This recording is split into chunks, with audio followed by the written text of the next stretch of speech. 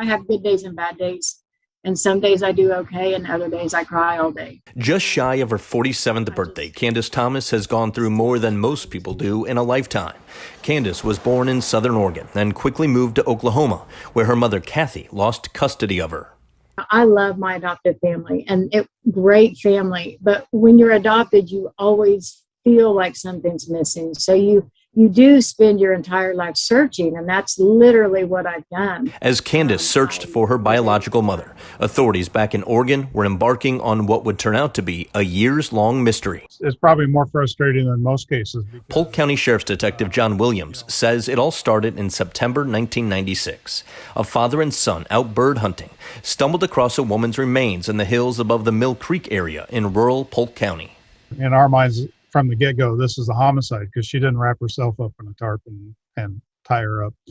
So she was killed. We don't quite know how because it's just bones. Through sketches, CT scans, 3D imaging, and sculptures, authorities spent years trying to identify the woman, but to no avail. The case went cold until 2019.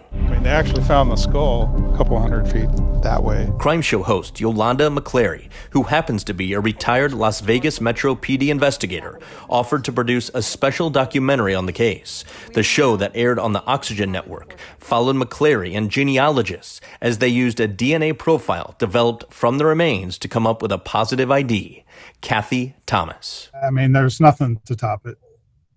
This is kind of the dream case, I guess. A dream case partly because it led authorities to Oklahoma, where Candace Thomas had been desperately searching for her biological mother, Kathy. Candace will never forget that phone call from investigators in Oregon. I know my mom wasn't perfect. I know that she had her fair share of issues like everybody else. She didn't deserve that. She didn't deserve a violent death, as detectives describe it. But who was to blame? Authorities say this guy's the killer, Brian Clifton, the man Kathy married after losing her children in Oklahoma and moving back to Oregon. Investigators believe Brian took Kathy's life in order to be with another woman. Brian was indicted and arrested last month. I don't wish anything bad for him, but I also don't want him back on the street. After so many years in the dark, Candace now knows all about her long-lost biological mother, Kathy. It's not the ending Candace had hoped for, but at least it's something. All this is helped alleviate the inner battle within me. What a story. If Brian is ultimately convicted of killing Kathy, it'll be the second time he's been convicted of such a crime.